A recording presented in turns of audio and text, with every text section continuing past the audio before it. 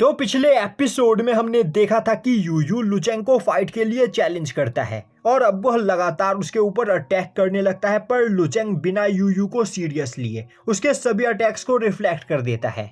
यह देखकर यूयू को काफी ज्यादा गुस्सा आता है और अब वह चिल्लाते हुए वहां पर लुचेंग को सीरियस होने के लिए बोलता है, पर लुचेंग उस फाइट को लेकर उस जगह पर बिल्कुल भी सीरियस नहीं होता है, जो देखकर यूयू गुस्से में अपने स्वॉर्ड इंटेंट का यूज करते हुए लुचेंग के ऊपर अटैक करने के लिए तैयार हो जाता है। यह देखते ही वहां पर खड़े सभी लोग परेशान हो जाते हैं और तभी यूयू लुचेंग के ऊपर अटैक कर देता है, जो देखते ही आंट निंग लुचेंग को वहां पर बचाने की कोशिश करती है, पर तभी वह नोटिस करती है कि लुचेंग उस जगह पर बस एक बार यूयू को स्वॉर्ड इंटेंट का यूज करते हुए देखकर ही स्वॉर्ड इंटेंट को कॉम्प्रिहेंड कर लेता है और अब वह बस अपनी एक उंगली से टच करके यूयू के अटैक को डिस्ट्रॉय कर देता है, जो देखकर सभी लोगों के होश उड़ जाते हैं। वहीं पर यह देखकर आंट निंग भी काफी ज्यादा हैरान होती है और बोलने लगती है, लुचेंग आज भी पहले की ही तरह एक पियरलेस जीनियस है। पिछले 10 सालों में यहाँ पर लुचेंग ने हमें कोई भी मिरेकल नहीं दिखाया, जो देखकर हमें लगने लगा था कि लुचेंग का गुड लक यहाँ पर खत्म हो चुका है। पर अब मुझे समझ में आ रहा है कि लुचेंग पिछले 10 सालों से अपने टैलेंट को छिपा रहा था।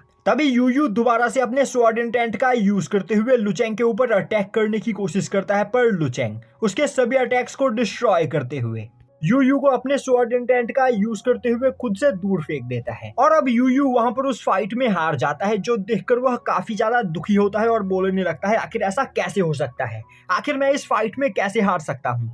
मैं सीनियर ब्रदर लुचेंग से बहुत ही ज्यादा पावरफुल हूँ, पर इसके बावजूद मैं सीनियर ब्रदर से फाइट में हार गया। और अब यूयू को याद आता है कि बचपन से ही वह और लुचेंग एक दूसरे के राइवल है और बचपन से ही वह हर दूसरे दिन लुचेंग को फाइट के लिए चैलेंज करता था, पर आज तक वह एक भी बार लुचेंग से फाइट में नहीं जीत पाया है।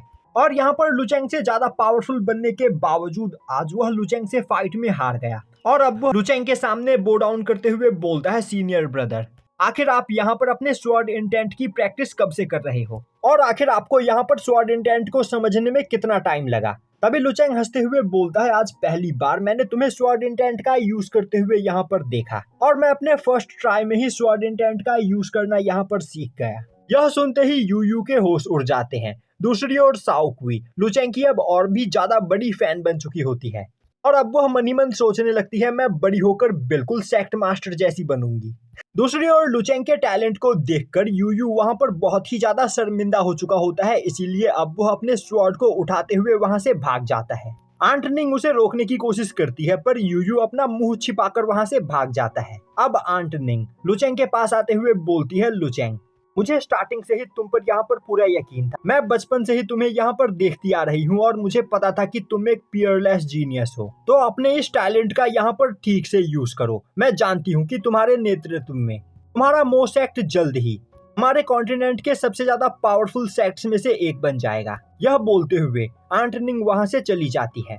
तभी डोंगलिन भागते हुए लुचेंग के पास आती है और अब वह बोलती है, ब्रदर, मुझे नहीं पता था कि आप एक स्वॉर्ड जीनियस हो जो स्वॉर्ड इंटेंट को बस एक बार देखकर ही उसे सीख लोगे, तो मैं चाहती हूँ कि अब आप मुझे यहाँ पर स्वॉर्ड इंटेंट का यूज करना सिखाएं। और अब वह लोग अपने फ्लाइंग ट्रेजर पर बैठकर मो सेक्ट की ओर वापस जाने लगते हैं। अब सीन शिफ्ट होता है और हमें दिखाया जाता है कि एक रात को लुचेंग अपने कमरे से निकलकर बाहर आता है और अब वह काफी तेजी से भागते हुए चोरी छुपे जंगल की ओर जाने लगता है और अब वह भागते भागते एक ग्रेवयार्ड में आ पहुंचता है और अब वह उस जगह पर मौजूद सबसे बड़े टूम के पास जाकर वहां पर किसी को आवाज लगाने लगता है। तभी उस टूम के अंदर से धुआं बाहर निकलने लगता है, जो देखते ही लुचेंग बोलता है, तो तुम अभी भी यहाँ पर जिंदा हो, मुझे तो लगने लगा था कि तुम मर चुके हो। वैसे मैं तुम्हें एक खुशखबरी देना चाहता हूँ, मैं यहाँ पर फर्स्ट रैलम के 5th लेवल पर पहुंच चुका हूँ और तुमने मुझसे कहा था कि जब मैं फर्स्ट रैलम पर पहुंच जाऊंगा तब तुम मुझे कुछ दोगे।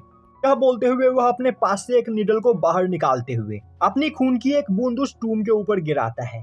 अब वह टूम स्पिरिट लुचेंग के ब्लड को वहां पर एब्जॉर्ब कर लेता है और अब वह उसे उस ब्लड के बदले एक पर्पल लेवल टेक्निक देता है और अब वह लुचेंग से बोलता है कि यह चीट ड्रिंकिंग टेक्निक का 2nd वॉल्यूम है। 1st वॉल्यूम पहले से ही लुचेंग के पास मौजूद है और 3rd वॉल्यूम उसे तब मिलेगा जब वह ब्रेक थ्रू करके 2nd रैलम पर पहुंच जाएगा। और अब लुचेंग उस टेक्निक को वहां पर एब्जॉर्ब करते हुए उसी जगह पर बैठकर उसकी प्रैक्टिस करने लगता है और अब वह नोटिस करता है कि यह चीट ड्रिंकिंग टेक्निक एक बहुत ही ज्यादा पावरफुल टेक्निक है जिसका यूज करने से वह कल्टीवेशन करते हुए अपने लिए एक्सपीरियंस पॉइंट को कलेक्ट कर सकता है। और यहाँ पर इस कल्टीवेशन टेक्निक का यूज करते हुए कल्टीवेशन करने से बस कुछ मिनट के अंदर ही उसने 1000 एक्सपीरियंस पॉइंट को यहाँ पर कलेक्ट कर लिया है। और अब वह उस टूम स्पिरिट को वहां पर थैंक्स करता है, पर टूम स्पिरिट कोई भी रिप्लाई नहीं देता है। तभी लुचेंग बोलता है, ओल्ड मैन, तुम पिछले 5 जनरेशन से मो फैमिली के अंदर हो, पर आज तक किसी ने भी यहाँ पर तुम्हारा ट्रू फॉर्म नहीं देखा है। आखिर तुम हो कौन? पर वह टूम स्पिरिट वहां पर कोई भी जवाब नहीं देता है। जो देखते ही लुचेंग बोलता है, शायद से यह बुढ़ा यहाँ पर सो गया है, कोई बात नहीं, मुझे भी चलकर अब सोना चाहिए। यह बोलते हुए लुचेंग वहां से चला जाता है। अब सीन शिफ्ट होता है और हमें एक घने जंगल में एक डेमोनिक कल्टीवेटर को दिखाया जाता है जो काफी बेरहमी से उस जगह पर किसी सेक्ट के कई सारे डिसाइपल्स को लगातार मारे चला जा रहा होता है। अब सीन शिफ्ट होता है और हमें दिखाया जाता है कि अगले दिन सुबह में डोंगलिन सभी लोगों के खाने के लिए कुछ मछलियां पकड़कर उन्हें पकाने के लिए जा रही होती है। अभी वह देखती है कि एक जगह पर लुचेंग साओ क्वी को फाइटिंग टेक्निक सिखा रहा होता है और अब वह उन दोनों के पास जाकर देखती है तो वह नोटिस करती है कि वहां पर लुचेंग साओ क्वी को फाइट करना नहीं बल्कि लोगों को गुस्सा दिलाना सिखा रहा होता है। वहीं पर उसने साओ क्वी को कई सारी गालियां भी सिखाई होती है जिन गालियों को देकर साओ क्वी अपने अपोनेंट को उकसा सके। अब यह देखकर डोंगलिन को काफी ज्यादा गुस्सा आता है और अब वह गुस्से में मछलियां जमीन पर पटक देती है, जो देखकर लुचेंग वहां पर डर जाता है और अब वह डोंगलिन को समझाने की कोशिश करने लगता है। पर डोंगलिन वहां पर साओ क्वी के ऊपर गुस्सा होने लगती है और बोलती है, आज के बाद तुम सेक्ट मास्टर से दूर रहोगी। अगर तुम यहाँ पर सेक्ट मास्टर के साथ रहोगी तो सेक्ट मास्टर तुम्हें भी यहाँ पर बिगाड़ देंगे। अभी साओ क्वी बोलती है, मास्टर आपको नहीं पता है कि सेक्ट मास्टर कितने ज्यादा कूल है। आपकी गैर मौजूदगी में इन्होंने मुझे यहाँ पर कई सारी नई चीजें सिखाई है। इन्होंने मुझे यहाँ पर सिखाया है कि मैं अपने अपोनेंट को यहाँ पर कैसे उकसा सकती हूँ। यह बोलते हुए साओ क्वी वहाँ पर वह सभी गालियां बकने लगती है, जो देखकर डोंगलिन को और भी ज्यादा गुस्सा आता है। यह देखकर लुचेंग परेशान हो जाता है और अब वो हंसते हुए बोलता है, डोंगलिन एक बार देखो साओ क्वी यहाँ पर गालियां देते हुए कितनी क्यूट लग रही है। अब डोंगलिन वहां पर कुछ बोलने ही वाली होती है कि तभी मो सेक्ट के दरवाजे के पास आकर कोई वहां पर चिल्लाने लगता है। अब उस आवाज को सुनते ही वह तीनों मो सेक्ट के मेन गेट के पास जाते हैं और अब वह देखते हैं कि उस जगह पर एक पर्सन खड़ा होता है और यह पर्सन स्वॉर्ड सेक्ट का ट्रू डिसाइपल चैंग साओ होता है। और अब चैंग साओ वहां पर सभी लोगों को अपना इंट्रोडक्शन देता है, जो सुनते ही लुचेंग भी आगे आते हुए उसे अपना इंट्रोडक्शन देते हुए बोलता है, मेरा नाम लुचेंग है और मैं मो सेक्ट का सेक्ट लीडर हूँ। यह देखते ही चैंग साओ हंसने लगता है। वहीं पर वह मन ही मन सोच रहा होता है, आखिर मो सेक्ट कितना ज्यादा कमजोर है, इसका सेक्ट लीडर बस फर्स्ट रैलम के 5th लेवल पर है। तभी लुचेंग आगे बढ़ते हुए एक औसम तरीके से बोलता है, डिसाइपल तुम अभी एक सेक्ट के लीडर के सामने खड़े हो और क्या तुम्हारे मास्टर्स ने तुम्हें यह नहीं सिखाया कि जब भी कोई सेक्ट लीडर तुम्हारे सामने आए तो उसे किस तरह ग्रीट करना चाहिए। यह सुनते ही चैंग साओ अपने स्वॉर्ड से नीचे उतरते हुए बो डाउन करते हुए लुचेंग को वहां पर ग्रीट करता है।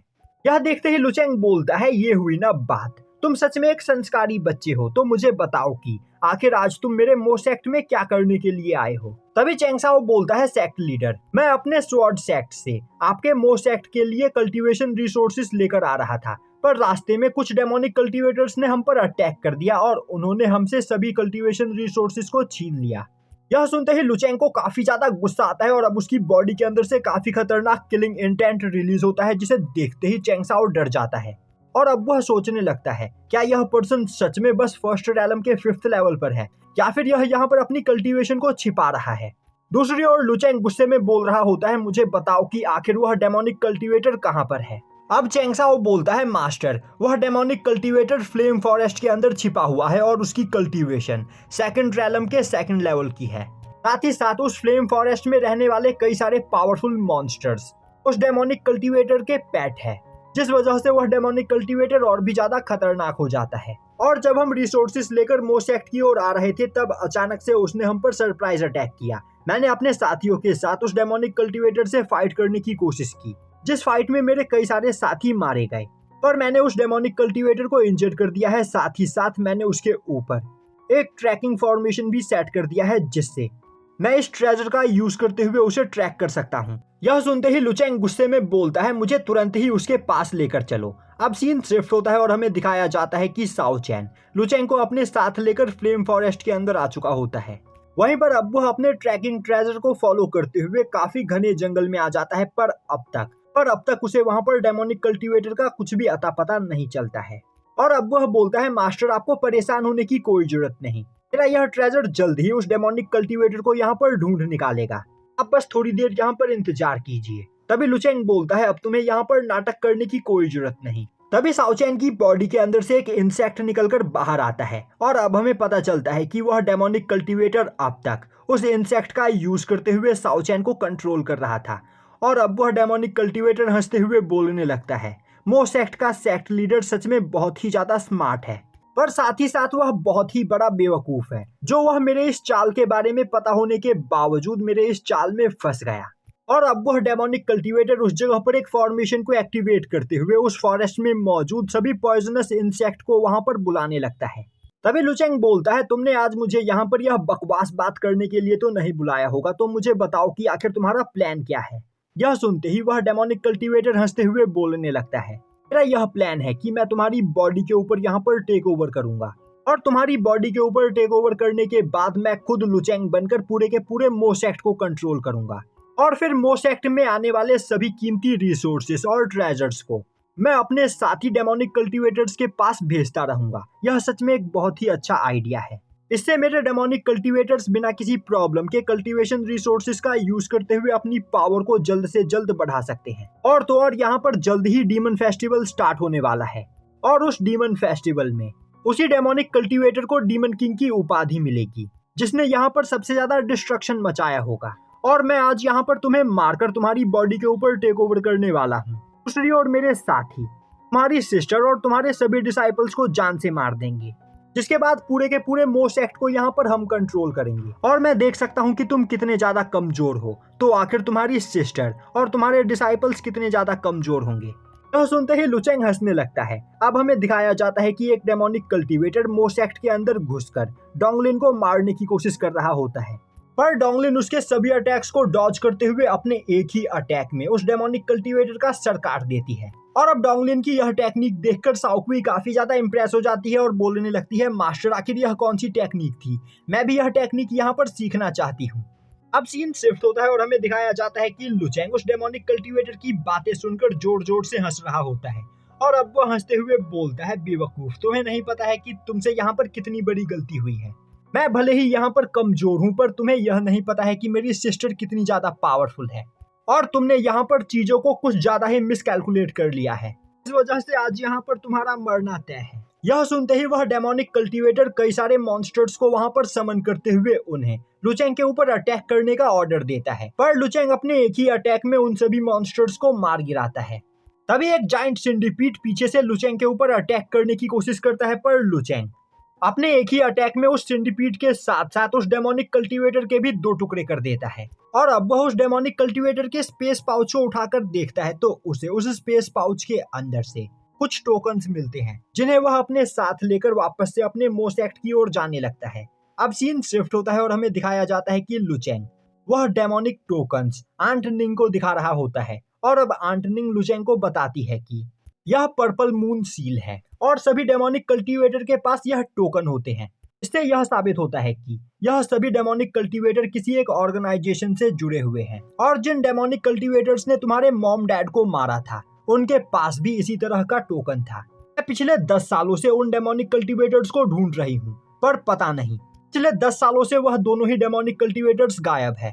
साथ ही साथ उन दोनों डेमोनिक कल्टीवेटर के साथ साथ मो सेक्ट के डिस्ट्रक्शन के बाद हमारे इस कॉन्टिनेंट में मौजूद बाकी सभी डेमोनिक कल्टीवेटर्स भी कहीं गायब हो गए और अब पूरे 10 सालों के बाद यह सभी डेमोनिक कल्टीवेटर वापस लौट रहे हैं। तो लुचेंग, तुम्हें परेशान होने की कोई जरूरत नहीं। मैं जल्द से जल्द अपने स्वॉर्ड सेक्ट में जाकर इस बारे में स्वॉर्ड सेक्ट के एल्डर्स को इन्फॉर्म करती हूँ। यह सभी डेमोनिक कल्टीवेटर्स भले ही यहाँ पर एक ऑर्गेनाइजेशन के रूप में काम कर रहे हो, पर यह स्वॉर्ड सेक्ट के एल्डर्स का सामना नहीं कर पाएंगे।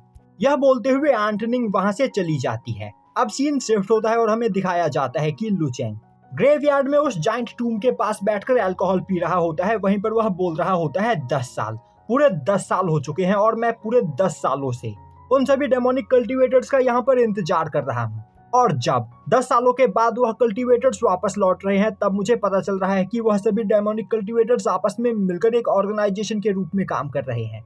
तो मुझे यहाँ पर जल्द से जल्द अपनी पावर को बढ़ाना होगा, जिससे मैं इस पूरे कॉन्टिनेंट से डेमोनिक कल्टीवेटर्स का नामो निशान मिटा सकूं।